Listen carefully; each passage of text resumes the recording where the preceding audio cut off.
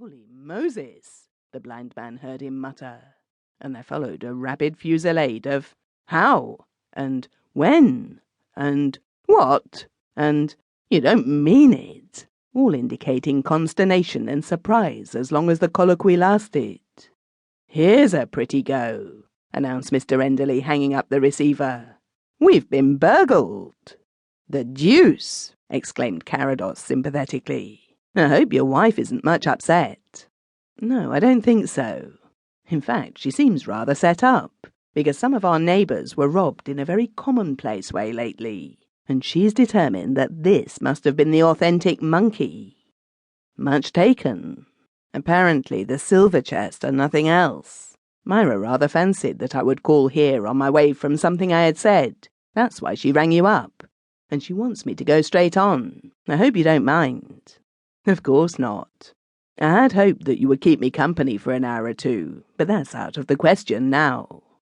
I'll tell you what, though. I will make a bargain with you. Stay another 15 minutes, in which we can have a snack of some kind in place of dinner. In the meanwhile, I will have a car got out and will land you at your place quicker than any other way you could go. And in return you shall invite me to inspect the depredation." "That's certainly a bargain from my side of the transaction," replied Enderley. "If it isn't putting you out, I'll accept like a shot." "Not a bit," declared his host, with more than polite formality. He moved across to the house telephone and quickly distributed the necessary orders. "I love anything that comes suddenly along. It may be the beginning of what adventure?" "Well, as to that, of course, there are two sides," said the domesticated Enderley.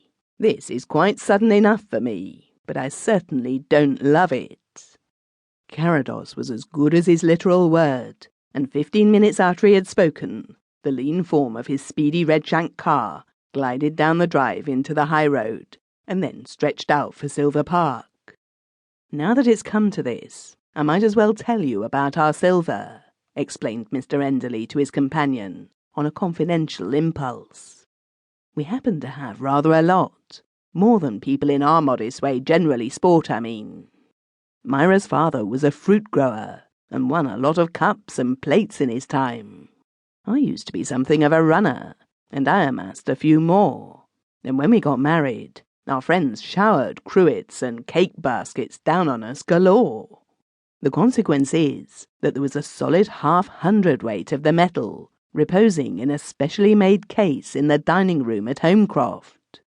Of course, it ought to have been kept at the bank, and at first it was, but Myra liked to see an assortment out on the sideboard, so that it got to be a nuisance, sending it backwards and forwards. Then I said that if we had it in the house, it ought to be kept up in the bedroom for safety. And Myra found that she couldn't even lift the chest, and decided that it would be too inconvenient to have it there. What with one thing and another, the confounded silver got to be a bit of a sore point between us. It brought on the first unpleasantness we had. Then, as bad luck would have it, just when I was leaving the other morning to go on this job, we must needs get arguing about it again. I suggested that as there would be only 2 women alone in the house, herself and the servant, it would be safer if I carried the box up and hid it under the bed.